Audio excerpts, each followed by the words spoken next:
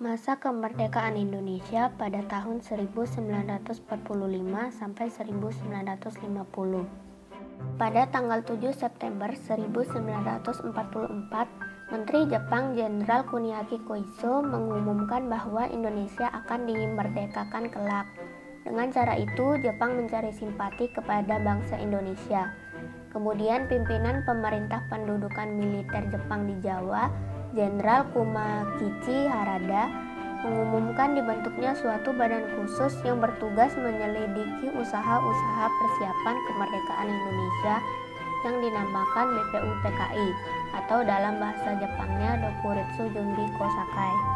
BPUPKI adalah sebuah badan yang dibentuk oleh pemerintah pendudukan Bala Tenggara Jepang pada tanggal 1 Maret 1945.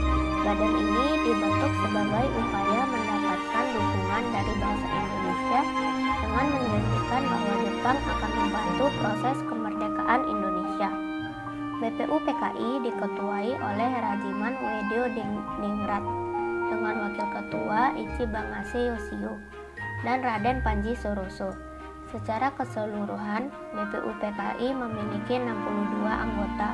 Dan setelah semua persiapan usai, pada tanggal 28 Mei 1945, BPUPKI diresmikan. Sidang BPUPKI yang pertama dilaksanakan pada tanggal 29 Mei sampai 1 Juni 1945. Dalam persidangan ini ada 3 tokoh yang mengajukan pendapatnya tentang dasar negara Republik Indonesia, yaitu Muhammad Yamin dengan rumusan 5 asasnya, yaitu 1. Peri kebangsaan, 2. Peri kemanusiaan, 3. Peri ketuhanan, 4. Peri kerakyatan, dan 5. Kesejahteraan rakyat. Dr. Supomo dengan rumusan 5 prinsip dasar negara Republik Indonesia yang dia namakan Dasar Negara Indonesia Merdeka, yaitu 1. Persatuan, 2. Kekeluargaan, 3. Mufakat dan demokrasi, 4. Musyawarah, dan 5. Keadilan sosial.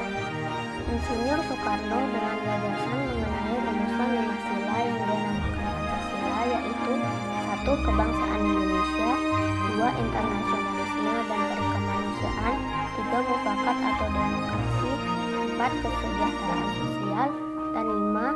Ketuhanan yang Maha Esa. Setelah sidang pertama BPUPKI selesai, BPUPKI membentuk panitia kecil yang disebut dengan Panitia 9. Panitia 9 diketuai oleh Insinyur Soekarno dengan wakil ketuanya Muhammad Hatta.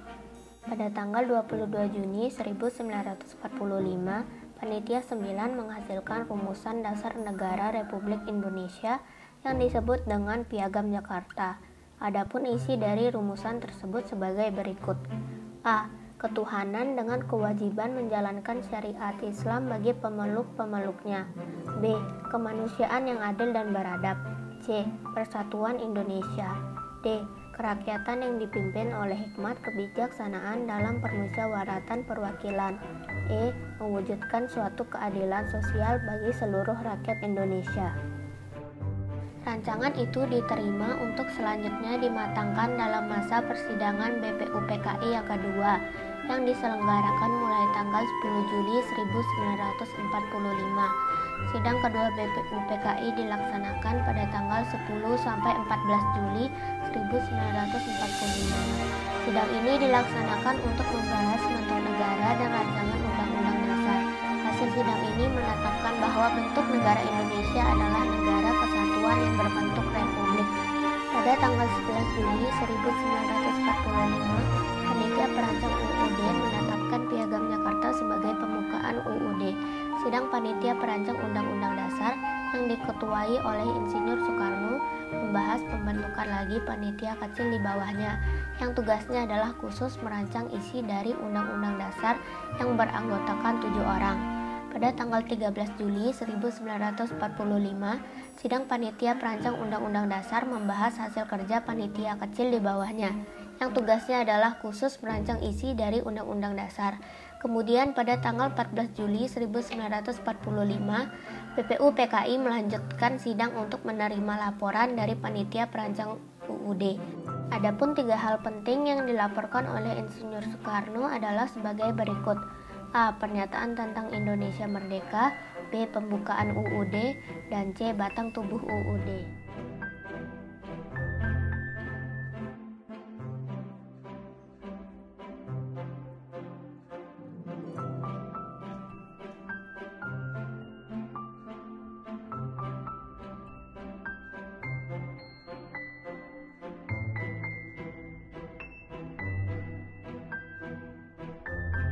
Setelah dibubarkannya BPUPKI pada tanggal 7 Agustus 1945, dibentuklah Panitia Persiapan Kemerdekaan Indonesia atau bisa yang disebut dengan PPKI yang diketuai oleh IR Soekarno dengan wakil Mohatta.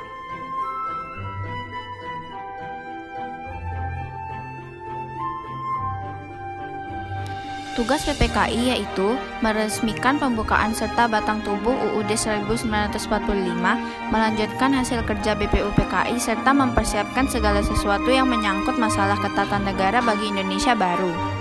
Anggota PPKI berjumlah 21 orang, terdiri dari 12 orang asal Jawa, 3 orang asal Sumatera, 2 orang asal Sulawesi, 1 orang asal Kalimantan, 1 orang asal Sunda Kecil, 1 orang asal Maluku, 1 orang asal etnis Tionghoa. Pada tanggal 9 Agustus 1945, IR Soekarno, Mohatta, dan Rajiman Widyodiningrat dipanggil oleh Jenderal Terauchi untuk peresmian PPKI.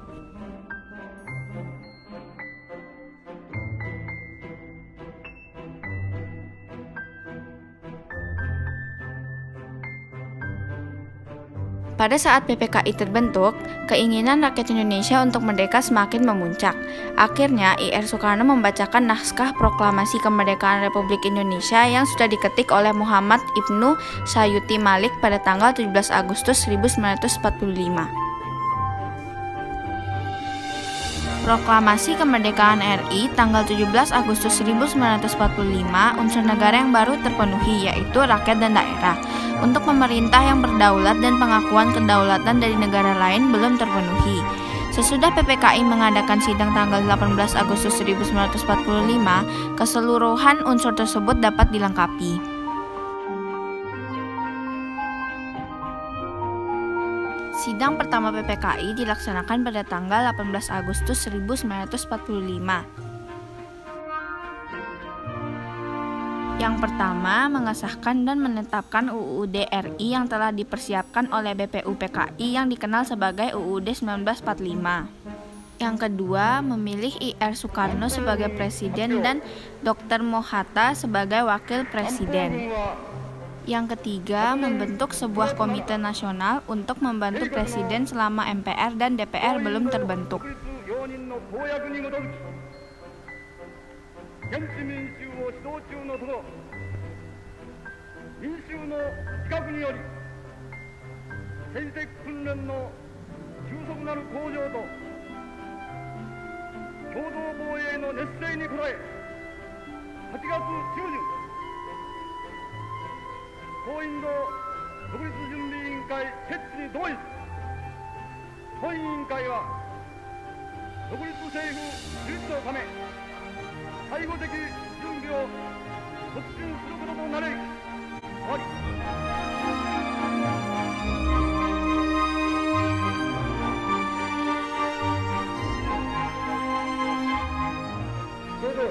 Sidang kedua PPKI dilaksanakan pada tanggal 19 Agustus 1945 yang memutuskan pembagian wilayah yang terdiri dari 8 provinsi, yaitu Jawa Barat, Jawa Timur, Sulawesi, Sunda Kecil, Jawa Tengah, Borneo, Maluku, dan Sumatera. Yang kedua, membentuk komite nasional, dan yang ketiga, menetapkan 12 departemen beserta menterinya dan 4 menteri negara.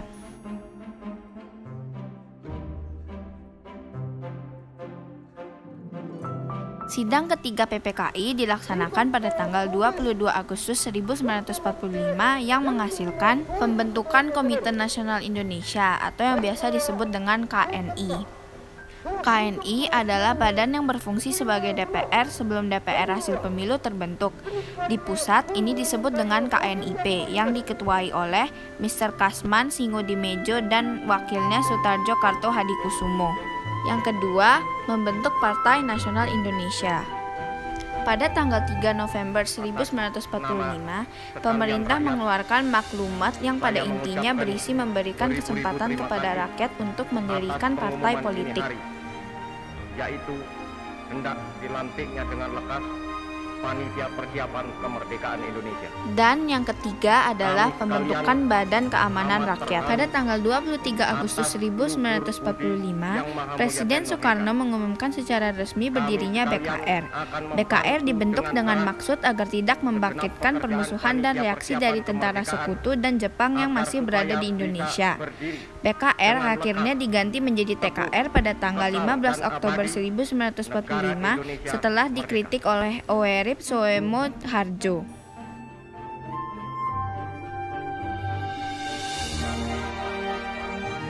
Sekali lagi merdeka. Bangsa Indonesia ingin merdeka. Dan walaupun tuan-tuan halangi dengan bom dan dinamit dan meriam yang berasal dari Australia, Amerika dan Inggris, kita akan merdeka. Semboyan kami ialah merdeka atau mati. Bagi kami, tidak ada tanah air sonder kemerdekaan. Tidak ada kemerdekaan sonder tanah air. Kalau tuan-tuan menyerang kami dengan pedang dan bom dan beril dan meriam, maka kami akan melawan mati-matian, berkelahi mati-matian. Dan yakinlah, tuan-tuan tidak dapat mematahkan kami. Kami pasti dibantu Tuhan. Kami pasti akan merdeka. Kronologi Proklamasi Kemerdekaan Indonesia. Pada tanggal 6 Agustus 1945, kota Hiroshima dibom oleh Amerika Serikat hingga moral tentang Jepang menurun. Pada tanggal 7 Agustus 1945, BPUPKI mengganti nama menjadi PPKI atau dalam bahasa Jepang Dokuritsu Junbi Inkai, bertujuan mencapai kemerdekaan Indonesia. Pada tanggal 9 Agustus 1945, selanjutnya kota Nagasaki yang dibom membuat Jepang menyerah kepada Amerika. Kemudian Soekarno dan Hatta beserta Rajiman Wedodiningrat diberangkatkan ke Dalat, Vietnam untuk bertemu Jenderal Terauchi, bahwa pasukan Jepang berada di ambang kekalahan dan akan memberikan kemerdekaan kepada Indonesia. Pejuang bawah tanah menolak diberikan kemerdekaan dari Jepang dan mereka bersiap-siap memproklamasikan kemerdekaan sebab Sultan Syahrir memberitahu Chairil Anwar tentang pengeboman di Jepang. Pada tanggal 12 Agustus 1945, pada saat di Dalat, Vietnam, Jenderal Terauchi memberitahu tentang Soekarno, Hatta, dan Rajiman Wedodiningrat bahwa Jepang akan memberikan kemerdekaan kepada Indonesia pada tanggal 24 Agustus. Pada tanggal 14 Agustus 1945, Soekarno, Hatta, dan Rajiman Wedodiningrat kembali ke Indonesia. Pemuda mendesak mereka untuk segera memproklamasikan kemerdekaan, karena mereka menganggap pertemuan di Dalat hanya tipuan muslihat Jepang. Syahrir yang sudah tergesa-gesa bahkan telah menulis teks proklamasi dan akan disebar ke seluruh Jawa, diberitahu Hatta pertemuan mereka di Dalat.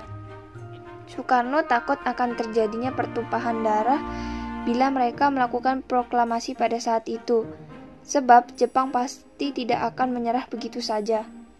Pada tanggal 15 Agustus 1945, tentara dan angkatan laut Jepang masih berkuasa di Indonesia.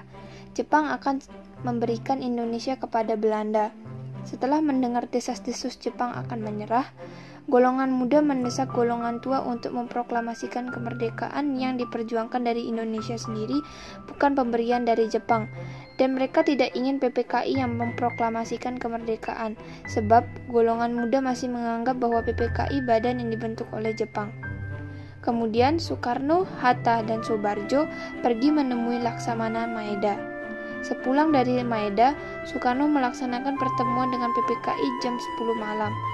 Dan besoknya tanggal 16 Agustus 1945 untuk membicarakan tentang UUD. 16 Agustus 1945, rapat jam 10 pagi tidak terjadi sebab Soekarno dan Hatta tidak hadir. Mereka mengetahui bahwa terjadi peristiwa Rengas Dengklok. Apa itu Rengas Dengklok? Rengas Dengklok merupakan nama kota kecil di Pulau Jawa, tempat bersejarah di mana pemuda menculik kedua pemimpin bangsa Indonesia. dan pada saat itu dilakukan tepat 1 hari sebelum proklamasi kemerdekaan Indonesia. Latar belakang Rengas Dengklok. Peristiwa ini menceritakan tentang percepatan terjadinya proklamasi kemerdekaan Indonesia serta perbedaan pendapat antara golongan tua dan golongan muda. Untung semua berakhir dengan saling menghargai satu sama lain. Mungkin jika golongan muda tidak mendesak golongan tua, maka kemerdekaan Indonesia tidak akan terjadi. Ini membuktikan bahwa pemuda merespon kegiatan proklamasi secara sigap. Kemudian, pemuda menganggap bahwa Indonesia harus merdeka atas jerih payah sendiri, bukan dari PPKI, badan yang dibuat oleh Jepang. Sultan Syahrir pun bergegas mendesak golongan tua termasuk Soekarno dan Hatta untuk segera memproklamasikan kemerdekaan. Lalu mereka membuat pertemuan yang dihadiri oleh Chairul Saleh Darwis, Djohar Nur, Kusnandar, Subandio, Subianto, Margono, Aidit Sunoto, Abu Bakar, E. Sudewo, Wikana, dan yang terakhir Armansyah. Pertemuan yang dipimpin Chairul Saleh mengungkapkan bahwa kemerdekaan Indonesia merupakan hak dari rakyat Indonesia sendiri. Jadi negara lain tidak berhak untuk memerdekakan negara Indonesia.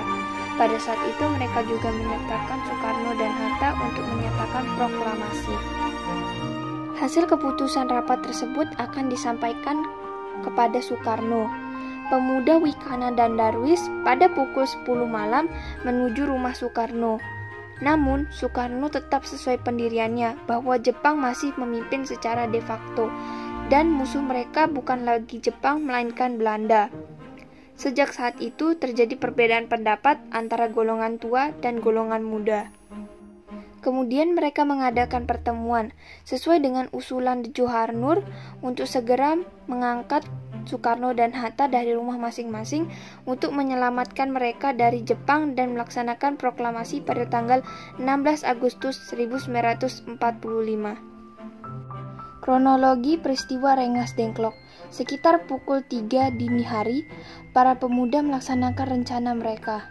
Singgi meminta agar Soekarno ikut dengan pemuda, dan Soekarno pun tidak menolak permintaan tersebut. Pukul 4 dini hari, Soekarno meminta Fatmawati, Guntur selaku anak Soekarno, dan juga Hatta. Mereka pergi menuju Rengas Dengklok, dan ini terjadi setelah sahur sebab pada saat itu sedang bulan puasa. Mengapa harus di Rengas Dengklok? Sebab mereka menganggap bahwa Rengas Dengklok merupakan tempat yang paling aman. Setelah sampai di Rengas Dengklok, mereka ditempatkan di rumah Jiu Qishong, seorang petani keturunan Tionghoa. Pada saat di rumah Jiu Qishong, mereka berunding. Namun, pada saat itu Soekarno tetap pada pendiriannya, dan para pemuda pun tidak bisa memaksa kehendak para kedua tokoh tersebut. Mereka memberi ruang agar kedua tokoh tersebut dapat berdiskusi lagi. Pada saat itu juga, semestinya kedua tokoh tersebut menghadiri rapat PPKI di Jakarta. Kemudian, Ahmad Subarjo mencari kedua tokoh tersebut dan bertemu dengan Yusuf Kunto. Terjadi sebuah kesepakatan antar Ahmad Subarjo diantarkan ke Rengas Dengklok dan menjanjikan akan memproklamasikan kemerdekaan pada tanggal 17 Agustus 1945 sebelum pukul 12 siang. Setelah itu, semua kembali dan peristiwa Rengas Dengklok pun berakhir. Detik-detik pembacaan proklamasi kemerdekaan Indonesia. Rundingan antara golongan tua dan golongan muda untuk menulis naskah proklamasi pada pukul 2-4 dini hari. Kemudian, penulisan naskah dilakukan di rumah makan pada tempat tinggal Soekarno dan ditandatangani oleh Ir Soekarno dan juga Muhatta selaku pemimpin bangsa. Isi naskah proklamasi dilakukan oleh Ir Soekarno, Hatta, dan Ahmad Subarjo. Yang mengetik naskah tersebut adalah Sayuti Melik. Pagi harinya 17 Agustus 1945, pukul 10 pagi dengan pembacaan proklamasi oleh Soekarno dan disambung pidato singkat tanpa teks. Kemudian bendera merah putih yang telah dijahit oleh Bu Fatmawati dikibarkan, disusul dengan sambutan oleh Soe Wirjo, Wali Kota Jakarta saat itu, dan Moewardi, pimpinan barisan pelopor. Kemudian pada tanggal 18 Agustus 1945, Panitia Persiapan Kemerdekaan Indonesia mengambil keputusan mengesahkan dan menetapkan Undang-Undang Dasar sebagai dasar negara Republik Indonesia, yang selanjutnya dikenal sebagai UUD 45. Dengan demikian terbentuklah Pemerintahan Negara Kesatuan Indonesia yang berbentuk republik, dengan kedaulatan di tangan rakyat yang dilakukan sepenuhnya oleh Majelis Permusyawaratan Rakyat atau MPR yang akan dibentuk kemudian. Setelah itu, Soekarno dan Muhammad Hatta terpilih atas usul dari Otto Iskandar Dinata dan persetujuan dari PPKI sebagai Presiden dan Wakil Presiden Republik Indonesia yang pertama. Presiden dan Wakil Presiden akan dibantu oleh sebuah komite nasional. Kemudian di sini akan ada gambar isi teks proklamasi yang ditulis oleh Soekarno. Sekian dari kelompok kami, terima kasih.